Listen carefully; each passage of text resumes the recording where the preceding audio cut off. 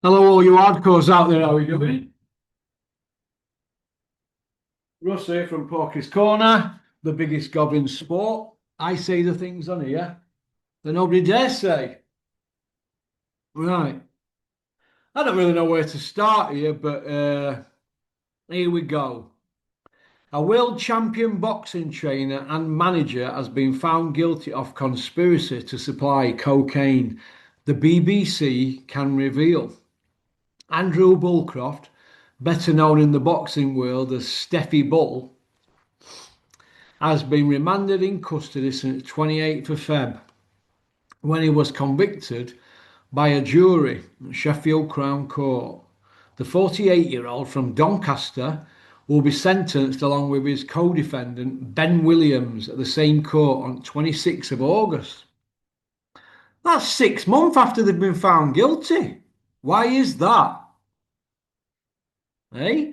And why would somebody plead guilty to something like that and not be remanded, but the other guy's been found guilty, is remanded? It doesn't add up, does it? Don't add up.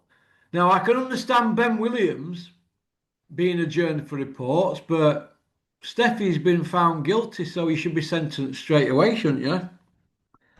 Bullcroft's trial heard how he used the EncroChat encrypted phone network to buy significant amounts of cocaine under the name Yummy Cub. You couldn't make this up, could you? But then again, he is a bit fruity, isn't he? Ask Steffi. Old ginger pubes. A former professional boxer turned trainer, manager, and promoter, Bull's stable has included champions at British, European, and world level. He is perhaps best known for guiding the career of freeweight world champion Terry Harper, as well as several other based fighters from Doncaster who have competed at international level. They include Jamie McDonnell, Maxie Hughes, and Jason Cunningham. He shouldn't be taking credit for McDonnell because Dennis Hobson were the guy that masterminded his career. He had 13 fights with Dennis, he won them all before he went to Eddie, obviously. Bullcroft off Cranemore Close in Arlington, swanky Arlington, eh? Just when he got to the promised land, it all came on top for him, didn't it? Eh? Denied the charge against him, but a jury delivered a unanimously guilty verdict after a 4-day trial.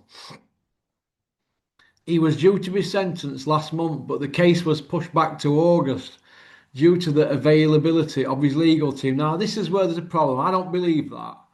When you're found guilty in Crown Court, they deal with you there and then. You don't get the opportunity to go for probation reports and say what you've done in community, how many kids you've got, and all that nonsense.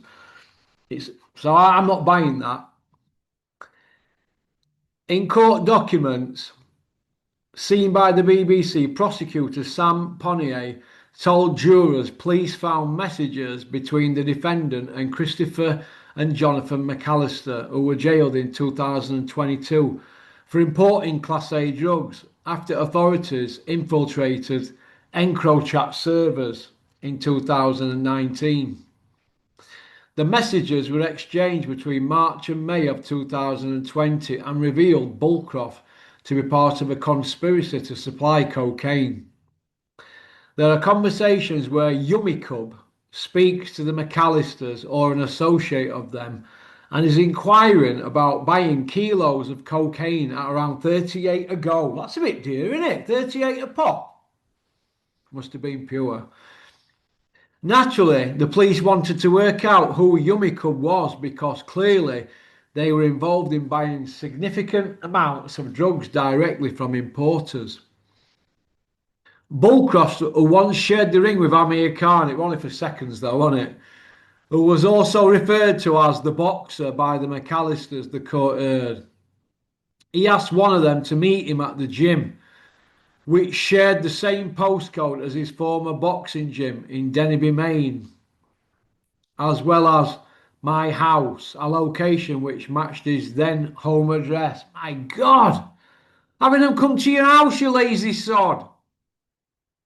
He also replied thank you to an happy birthday message on 10th of May, the day of his birthday, which Mr. Ponian said made it crystal clear he was Yummy Cub.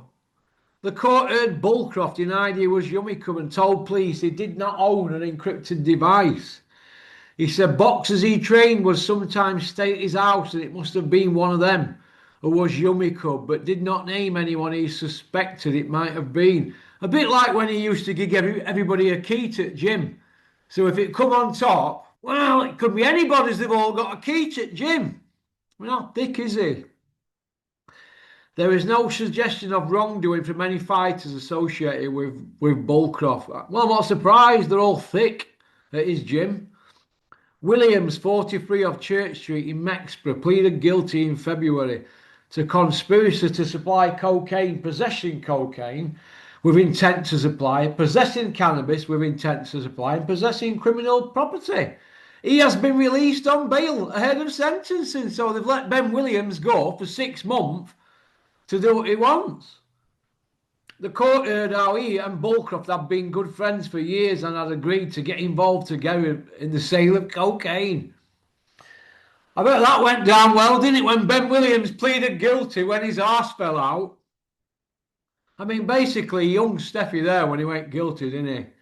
Mr. Ponier, the CPS, said police found a lot of cocaine at Williams' house, stash man, as well as his fingerprints on dough held by the McAllisters. Williams had used the oiled rhino on EncroChat. The court had told. Oh my God, the oiled rhino. According to the Sentencing Council for England and Wales, the sentencing range for conspiracy to supply a Class A drug ranges from a high-level community order to 16-year nick. A spokesman for the Border Control Central Area Council said Bullcroft's licence as a trainer, manager and promoter would be reviewed after sentencing. Oh my God! You couldn't make that up, could you? Absolutely could not make that up. So I don't really know what to say, really, except he'll not be missed in my area where I'm from, mainly because the school that my kids used to go to, Rowena, people used to use that car park to serve up in that area. So they stopped parents like me and my ex-partner pulling into the car park to pick the kids up. That's a true story, that. That's a true story. Because people, it were like a big car park and it's near Conyers pub and it's easy access. But this is how I look at it. When you live in a mining community, and you're driving around in 911 Porsches, VW Transporters with 10 grand refits, BMW i8s, and what was that other thing he had? I think he had an M4, didn't he, or something? All them parked on an extended massive drive on a corner plot, basically a council house. That he sold, didn't he, for about nearly 300 bags. When you're doing stuff like that and you're pulling up outside Conyers on a Sunday afternoon, you're pulling up slowly in your Porsche, revving it up, window down, and you say, doing bits, and then you go, vroom, and you zoom off. People are there drinking, having a sip, and they're thinking, what a prick. It's your own people that turn on you. That's what happens. And now he's got plenty jail ahead of him. Plenty. Plenty. He's never been in trouble in his life, not even a parking ticket. He ruined his life. He had a good business going there with boxing, but would he have done well with boxing if he weren't doing other? It remains to be seen, but I didn't like him anyway. Couldn't stand him. But it is what it is, isn't it? He's been daft. He thought he were big and hard, and it's backfired on him, hasn't it? And that's how it goes, isn't it, really? But like I said, you can't do that in a community like that where nobody's got notes. Nobody's got anything down there. Nobody's got out. Everybody's skint. And you've got him driving around giving it the big one. So it is what it is, isn't it? I remember when Dennis set him on and he were going to guide me for Fight Academy because Dennis were never there and I always complaining. Everybody knows he shafted me one day on the phone. I can't work with him. I can't work with him. Blah, blah, blah. I can do this. I can do that. Don't send him round my gym regarding this, regarding that, blah, blah, blah. I heard every word. I heard every word. And when Dennis put the phone down, I was like, wow. And Dennis went, you see what I mean, Russell? These are boxing people who you think are your mates. Ever since then, I was like, he ain't a fucking mate of mine. Him. He's a sneak, but he's got plenty ahead of him. It's a long, long road ahead. And trust me, I know about that because I served over 10 years over a 12 and a half year period from 91 October till May '04. 122 months served over a 12-year, 7-month period. And he might even have to do all that in one hit, or at least 8 if he gets maximum 16 on that. He'd be a good little boy, won't he? Personally, I won't put it past him cutting a deal. Yeah, I won't put it past him. No, no, no, to save his own neck. Well, his mate wasn't bothered about him, were he? His co-accused pleading guilty, more or less hung him, really. So, can you imagine conversations they're going to have padded up in the same cell if they ended up padded up together? How could they ever be mates again? How? How? When one's gone guilty and one's gone not guilty? I don't get that. He were never going to win that trial with that kid Ben Williams going guilty. So there you go. So he can't say Ben's put him in, but he's tried to save his own neck, hasn't he? He'll get a third off. Steffi won't. He ran a trial, so he'll get the maximum.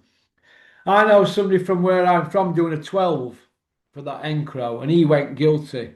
He's gone all the way, so they'll probably give it maximum, but it's his first offence. I'd have thought about 12, 13 years. I heard he's hoping for an 8. Well, I'm not even sure if that 6 month till August counts. So why would the judge do that if that doesn't count? Because they don't count remand now, do they? Why? Why do that? I don't get that. I don't get that. Is he cutting a deal? What nick is he in?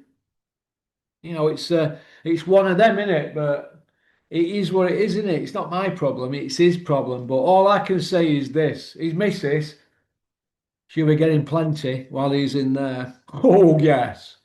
So that's it. Well, he'd be doing the same thing if she were in there, wouldn't he? So maybe he should have been a bit smarter like Liam Cameron and let his missus take it. His missus got a 7, didn't she, Liam's? So that's what happens when you mess about with that stuff. It's it's the rat to ruin. If you want to be a wreckhead and be a big timer, you've got to do the big time jail. And that's it. He's finished now in boxing. He'll get out. He's finished. She'll not be able to keep that gym going while he's in there. She ain't got a day's work in her. So it is what it is, but it's sad, isn't it, really? I think it's sad, but what can you do? It's not my problem. So all I can say is this, Steffi. If you get hold of a phone in jail, keep away from Purple Aki. Pop, pop, bang! Go on, booyaka. Now to the more important business. The next video I'm going to put out is going to be a corker. I think there's some things need to be said regarding Mr. Frotch. He's had plenty to say about me today in comment section. Say it to my face, Cobra. And what I'll do, I'll play some of these voice texts I've got going back 12 years. I wish I'd have had them going back a lot longer. I've had changed my phone number that many times. I managed to get some of them. So I'll show you what I'm about, big nose. Go on, pop, pop, bang! Booyaka. Think I'm going to go clean my teeth.